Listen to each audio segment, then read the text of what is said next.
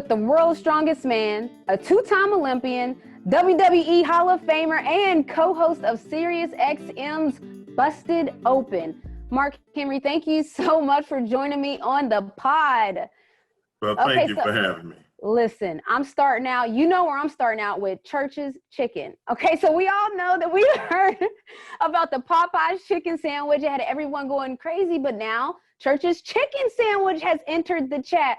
How did you get involved with being part of the first ever world's only Church's Chicken Sandwich truck? You know what? They contacted me because they see I'm in the food world now. Yeah.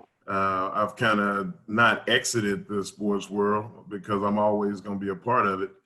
But, you know, I'm working right now on a food show that I'm not at liberty to say too much about. Oh, come on, you can't drop it here. This is not coming out till December. It'll be January. Ah, okay. So at the beginning of January, everybody will know.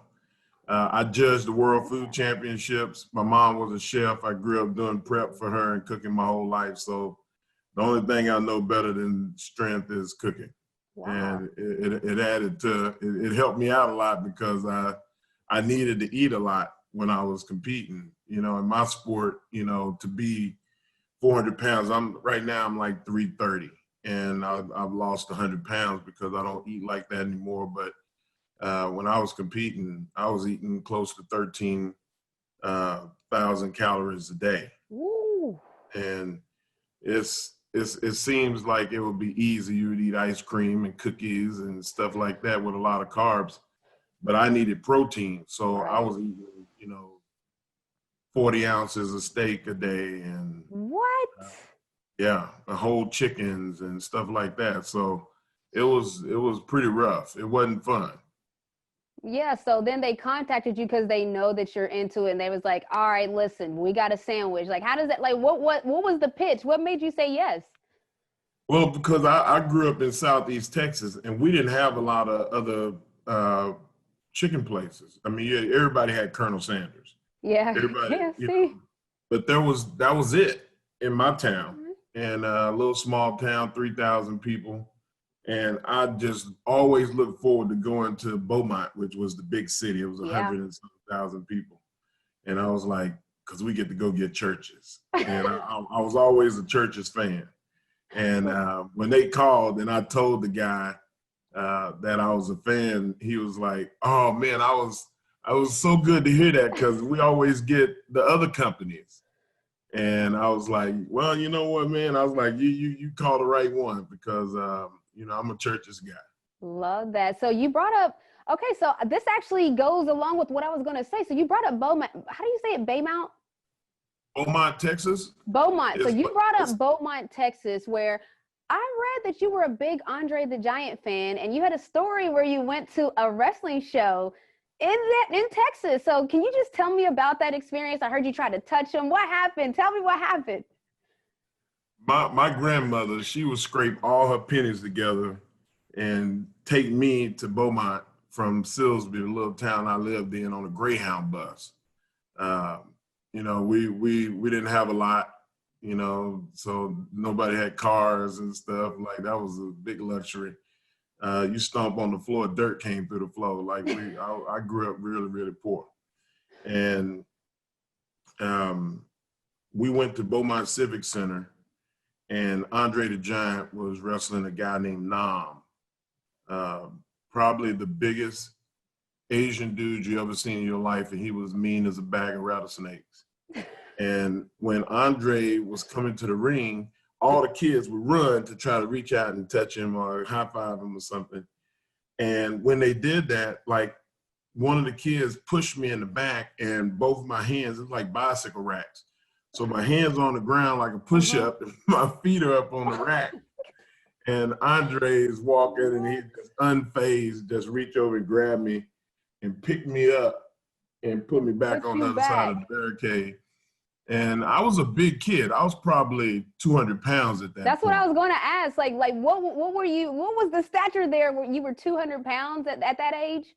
But his fingers touched. Like, when he grabbed me, the front of his fingers touched on my chest, I remember him picking me up and me looking down and his hands were touching. Wow. And he just put me over there. I was just like, dang, like he was so big.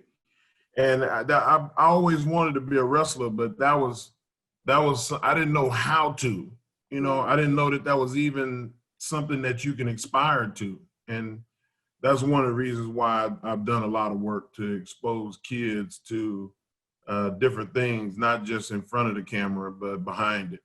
Love it. Love it. And so speaking of, you wanted to be a wrestler, how does a Texas State high school powerlifting champion that went on to be the world's strongest man go on to be a WWE superstar? Like, how do you keep transitioning and keep leveling up like that?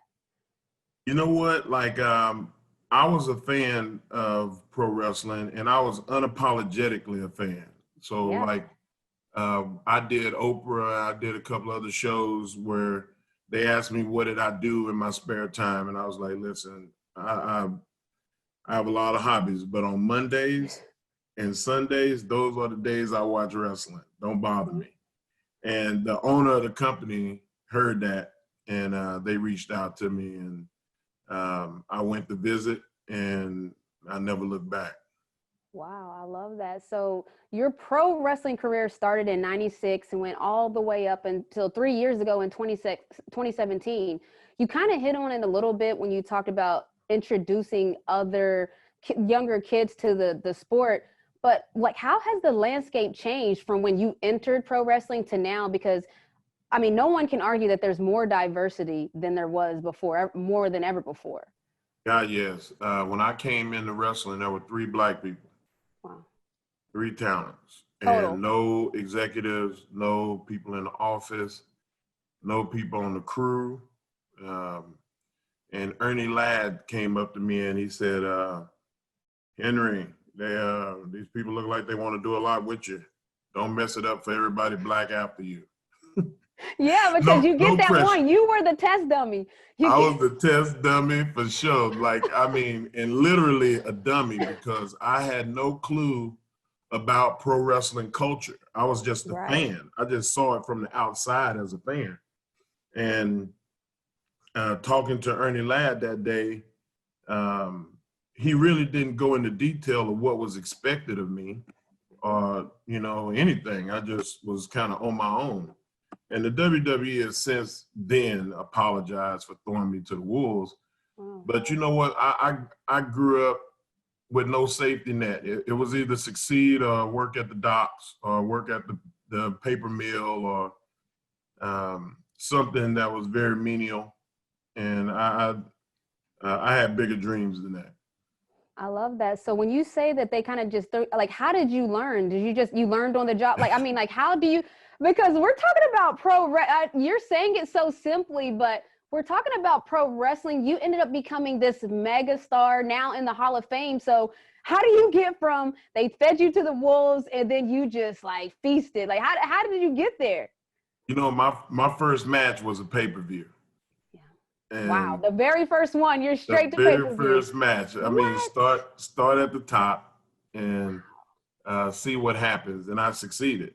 And I thank Jerry Lawler every time I see him for that first match, because you're only as good as the person you're in the ring with. And he was great and did a lot of teaching. And I've been fortunate enough to be very coachable and can follow directions. It's just that my tolerance for bull crap is very, very short. Yeah. And the one thing that I found in pro wrestling is the guys respect toughness. They respect the ability to punch people in the mouth if they cross you. And in my ignorance, I'd always been the big dog, so I never had nobody challenge me like that. And if they did, I was open to like, man, well, let's go outside and handle it. Let's punch them in the face. What they respect. Let's shake hands. We'll shake hands right after. I ain't gonna hold no grudge. And the guys respected that. And when at first it wasn't accepted, but as they saw, okay, that's who he is. Yeah. Like, don't the gentle mess with giant. him. So you ended up being almost a gentle giant, like. I'm respectable. I mean, Yeah. I'm a guy that likes to read and likes to think, but end of the day, if this world goes to martial law, you're gonna want to know somebody like me because I'm not for the games.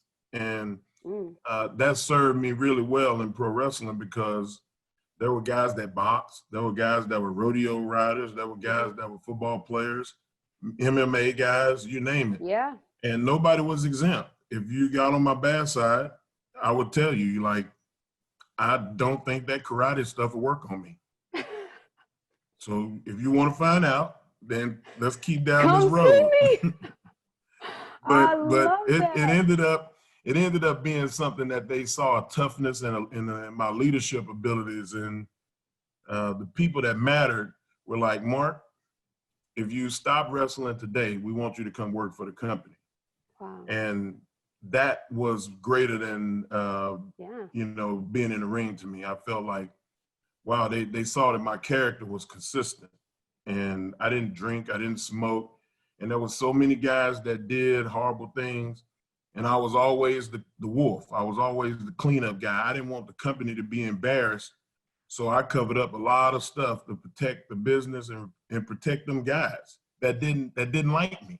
Like a lot of stuff, So, like what would you have to cover up? Like no names, no, like I don't want any name. You don't have to name drop or anything, but like what kind of stuff would you have to cover up? well, we had guys that would take drugs and pass out on planes, and Oh, you know, I'm grabbing him by the shoulder and oh, he been sick. He's real tired. He took some Ambien or something, yeah. and I'm taking people drunk and passed out, and I'm taking care of them.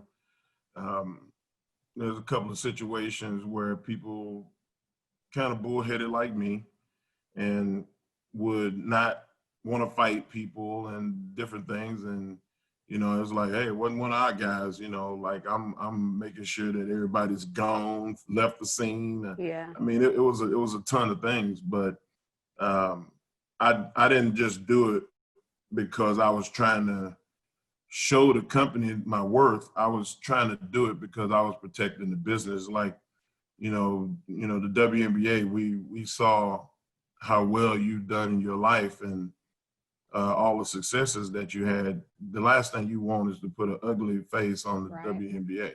Absolutely. So that was exactly how I felt. I didn't want the WWE to have any kind of negativity, in its direction.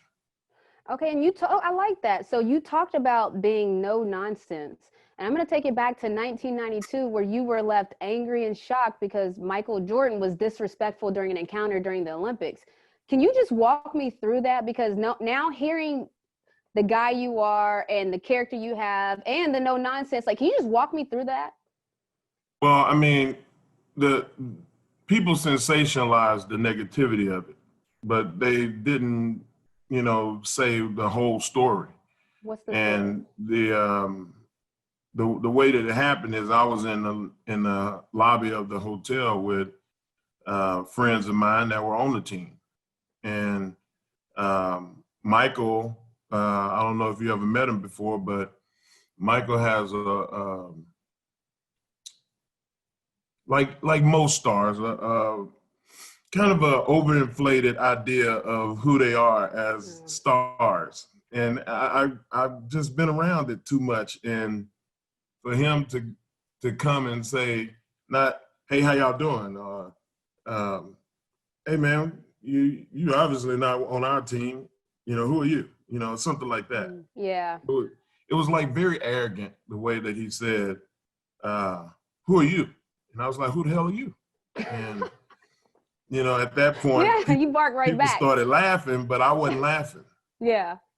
And me telling him that you're out of line, that you need to watch your mouth, resulted in him going, no, I wasn't trying to disrespect you, man. I just wanted to know who you were.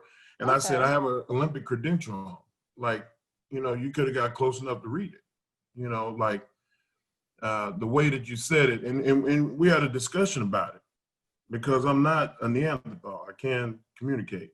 So you had a discussion after the incident happened, like, and Yeah. after the fallout, you guys Yeah, I mean, talked just and, immediately. Like we're talking now. I'm trying to get people to stop laughing because it wasn't oh, funny. And he was like, "Look, man, I'm the last dude that want trouble." And he was like, "You know what? The All-Star game is coming up after the Olympics, and you know my birthday is All-Star weekend. So if you want to come, man, I'll have my people, you know, send the invitation to you." what? And they But did. And I they went did to his for real? Yeah, and I went to his birthday, shook his hands, told him happy birthday, and it was over with, See, I love you that. know. But see, people didn't tell the full story. They just made it seem like Michael's an asshole, and I wanted to beat him up. At that moment, I did, but um, But that was just the he way was a he said man it, though. about it. Yeah, and then you guys hashed it out, and he even took it a step further. Like, you don't even see that part. He even took it a step further, invited you to All-Star his birthday, and then y'all hashed it out like men, shook hands, and was over with.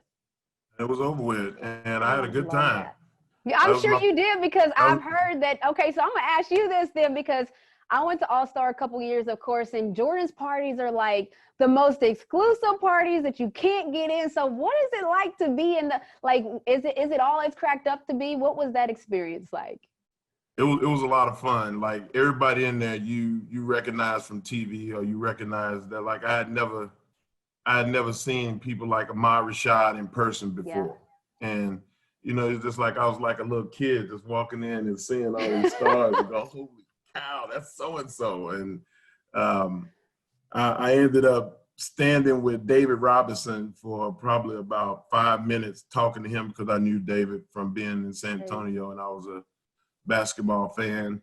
And Irvin Johnson came up and talked to me because he remembered me from the Olympics, and we sat there and talked, and he couldn't believe that, you know, that I could dunk, and he saw Oh, you could get celebrities. up? You could get up back then? Oh man, I had 33-inch vertical, man. I used to do it, and I mean, you don't see many 400-pound dudes that can throw it down, but No, that's why I asked, because even at a young age, you were 200 pounds. So I knew that by the time we're talking here, yeah, you're definitely at least 300. So that's super impressive. A 33-inch vertical? What? yeah, the first time that I dunked was in 10th grade, and Wow. it was like something that a lot of guys was like, man, do you realize what you're doing? And I'm like, I thought that was just the norm. Not And the I didn't norm. realize that 300-pound guys didn't dunk. No. And And you also play football, right? I did. I So did. I just was an a all pretty around, decent so football you player. were just like an all around stud athlete, like just the typical athlete that is just, they say the athlete that if you throw a ball at it, doesn't matter what ball they throw at you, you probably could play with it. I would definitely say yes, because I like to pat myself on the back every now and then. But I'm the only person that ever been a world champion in 3 different sports that have nothing to do with each other. Talk And your talk. You're the only person that's ever been a world champion in 3 different sports. 6-time national championship champion in another sport. Well, I didn't win the world championships in Olympic weightlifting, but in Olympic weightlifting, it's not just a sport about strength, it's about skill. And the way that guys beat me was they were able to raise their strength equal to mine with having more experience in their technique. So I competed against people that cheated. And I made it abundantly clear to the Olympic Committee that if they didn't try to fix all of the cheating, that I was not going to do Olympic weightlifting no more. So after '96 Olympics, then I just quit the sport. And that's why you quit, because of, you just felt like people were doing techniques and cheating to try to compete with actual strength. Well, they were taking steroids and blood doping and anything Oh, else that you can do. And Thomas Ayan, who was the president of the weightlifting and the the International Weightlifting Federation, like they told me to stop complaining that they were going to kick the sport out of the Olympics. but how could they not be, like, are y'all not getting drug tested? Well, we did. The American team, we got drug tested random. Every competition you go to, Yeah. you get tested. And there were cases where guys would go to drug test people, and there would nobody would be there. Like the teams just conveniently came up missing when it Wow. was drug testing time. And they were And still allowed to compete.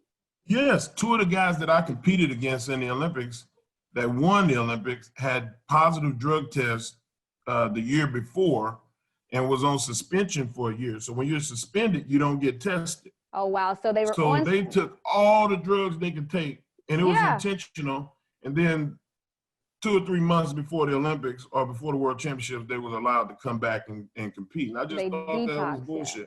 Wow. And That's crazy. yeah, That's so crazy, it's a especially. very corrupt sport. I'm sure that there's other corrupt sports out there. And in America, the drug testing has gotten better.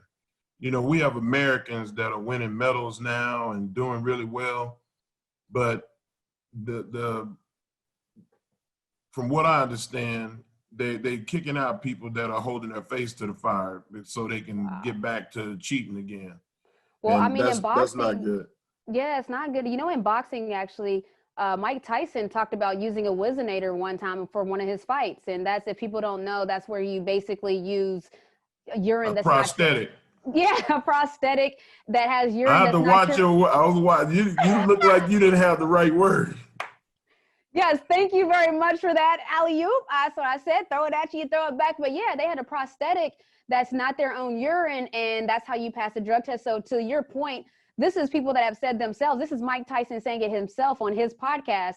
So that is, it's not, for people that are thinking that this is really uncommon, it's not as uncommon as No, not at all. Wow, yeah, you may think. So now I just want to go back, just touch a little bit more on the WWE, because WWE has been heavy in the military. You guys visit bases and stuff. What was one of your best experiences being involved with the WWE when it came to the military? The tribute to the troops was always the thing that I loved the most, and that was Vince McMahon's baby. Like, we would go overseas, and not in we didn't go to the places where it was safe all the time. Like, we went, I've been shot at 4 or 5 times, and we've had guys that, you know, had to do emergency landings in helicopters and Black Hawks because they was taking fire. And we had guys. How are they shooting at you guys? Well, because like we were going to far outposts to see guys that haven't seen people in months. Wow. And like, we service everybody. Like, so wait, who was shooting? The people that you were going to go visit because they didn't know it was you, or it was who? No. This was soldiers, Iraqi soldiers were shooting at us. And if I could go, I mean, I don't know, I would go through my phone. It would take too long. But there was a point where we were in Camp Stryker in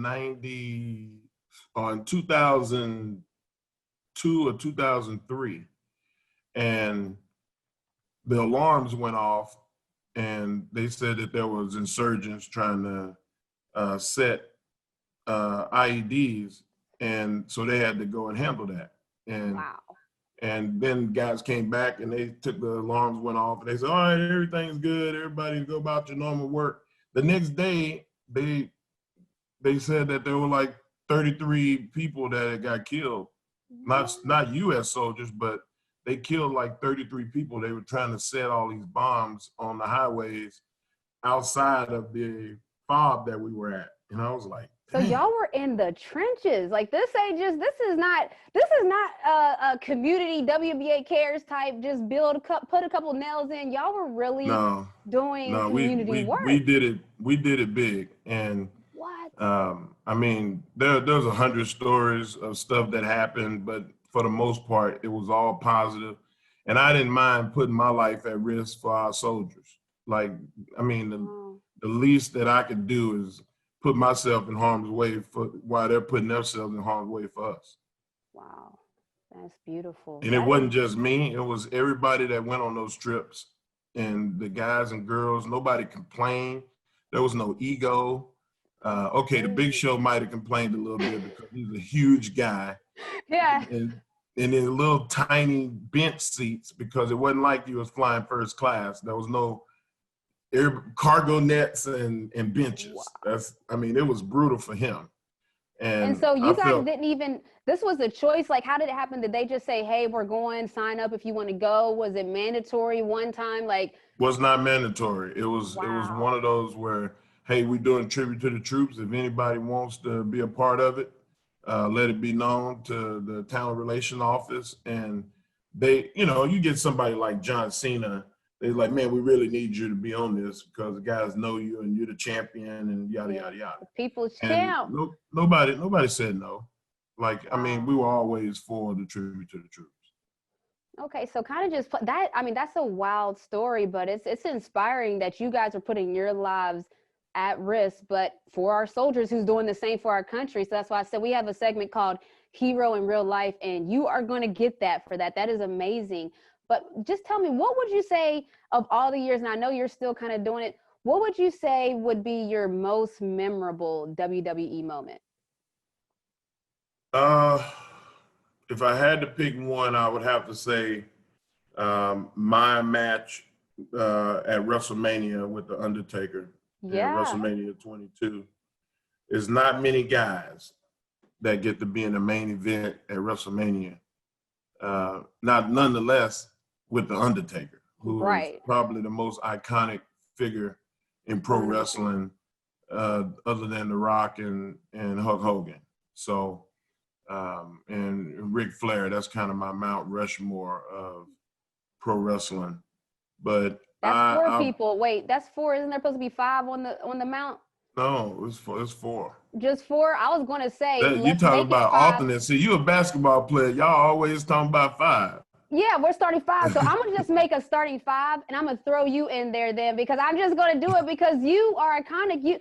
I mean, as far as when it comes to the community, the Black and brown community, I mean, that was huge. So I'm going to throw you in there. I know you're giving out their little Mount Rushmores, but yeah, you belong on there too. Well, I think that my contributions to pro wrestling has been behind the scenes and being a success, like Ernie Ladd was saying, so that more African Americans could come into the sport. And myself and The Rock and Booker T and Ron Simmons and a host of other guys, D'Lo Brown and Flash Funk, and I mean, there's probably 30 guys now that are coming to the business that have elevated the business to where the wrestling is the way it is today. And I try to make sure that every young brown person, Hispanic or Black or every other origin of people know that it didn't happen by accident. Right. And, I love that. You know, I kind of give the same speech that Ernie Ladd gave me. It didn't happen by accident. Oh, I love that. All right, so I'm going to switch gears a little bit. These are our quick hitters. I ask a lot of questions about TV shows, basically book club, think book club for TV and movies. So I'm going to start out. Are you currently binge watching anything right now? I watch everything when it comes out. I'm kind of a Netflix nerd, Disney. Like you, man, I'm done. My brain is just gone. Okay, so all right, so since we don't know a specific one for that, I'm gonna ask you, what do you think is the best sports movie of all time? Wow. I think the best one is probably Hoosiers. Okay. I love that, you know, scene where the coach, I can't think of his name right now, but he goes and measures the rim to the floor. And they were like, what are you doing? And he said, I was just checking. It's 10 feet. Same as our gym. Yep. Like, you got more seats in it. But he basically telling them, there is no difference. Not for you. You playing. It's no difference. And I was like fired up. I was like, those movies do get you turned. Oh my God. Rocky 1 is up there. Okay. Rocky 3 is up there. Rudy, a lot of people, I mean, even though they embellished on the movie, it's a movie. It wasn't meant to be complete truth. They have to dramatize it. They have to dramatize it for the ratings, but yeah, dress it up, make me excited. But I mean, there's been a lot of them. Like if I had time to sit here and really think then I probably could come up with 10. I Well, like you were the supposed one. to pick your best. You gave us like 6 because it was supposed to be what is your favorite sports movie of all time? And we Oh started my with gosh, Hoosiers and we I, went to I'm Black. I'm just have to go with Hoosiers. I love it. I Even love though it. Denzel Washington was pretty good in not Glory Road. He got game. Oh, I can't put that in my top. Okay, listen. Listen. You said Denzel. I was just throwing out a Denzel one. I like Jesus Shuttlesworth, but I think that the one where he was the football coach. Oh yeah. Friday Night Lights. No. Remember the Titans. Remember the Titans? Yeah. Like that emotionally got me because I grew Yeah. up like that. My football team, it was a black side of town and a white side of town, and football was the common denominator that brought us together. And we would go play towns. Vidor, Texas. Yeah. If you look it up, it's historically one of the worst Klan places in the world, in the United States. And we had our bus stoned before, knocked out all the windows and stuff like that. And what kind of adult would throw rocks and bricks at, kids? We were kids. And too much hate in the heart, because no adult would throw a rock at kid, except for if you have hate in your heart. So yeah, that's what kind of adult. Yeah, it's a brutal thing. It's a brutal thing. So you know as much as I do. I grew up in West Virginia, so just so you know. So yeah, I get it. Who would you say is a hero in real life to you? Irvin Johnson is probably the biggest hero to me because the first job I ever got was because of him. And in 1979, 80, they came out with these shoes called Weapons, Converse Weapons. And they were 70-something bucks. They were like 77, 79 bucks. And I told my mom I wanted those shoes. And my mom said, I'm not paying $80 for some shoes you're not wearing to church. And she said, you're gonna have to get that on yourself, on your own. And granted, I wasn't big enough or old enough to push a lawnmower by myself. Right. But what I ended up doing is I ended up doing assorted chores at gas station, at the convenience store, and helping my uncle clear off fields and different stuff. And I ended up making about $280 that summer. Okay. And like I bought all my own school clothes. I bought those shoes I wanted. I had the purple and gold Weapons. Come on now. And I felt like Superman in them shoes. And I told Irvin that story. We both stood on that plane going to the Olympics crying because he was an inspirational force to me. Wow, that's beautiful. Okay, so one last thing I always like to ask everyone in these remote times and in these COVID times, how are you connecting while being remote? Like, so how are you staying connected to people while we're all just kind of in the house? Well, luckily enough for me, I've been really blessed in some of my charitable endeavors. We try to do stuff outside. I try to get kids together. We had 700 kids on a Zoom call doing a workout. What? And I had 25 live with me doing this workout. And the WWE were kind enough to let me have some of the talent to come on and say hi to the kids while we're doing the workout and motivate them. So I've still been able to get out and do some things, but it's been really hard social distance. Yeah. I'm squirting sanitizer in kids' hands and it's kids, you gotta have a mask, like doing the most. So I've been blessed to be able to still do a lot of the stuff. It's just that I can't do as much with as many kids. Well, 25, was kind of the limit of the places where I was allowed to go. Well, I was going to say, while you had 25 in person, 700 kids on a Zoom though, that's doing a lot. Like you say, you're not be able to do as much as before, but 700 kids on one Zoom, not just on there chit-chatting, exercising, probably talking to each other, communicating, having some socialism, because, you know, the kids are in the house bored too. Yeah. So I think that that's beautiful, that's how you're spending your time, connecting while being remote. And listen, Mark Henry, the world's strongest man, WWE Hall of Famer, thank you so much for coming on remotely, Renee.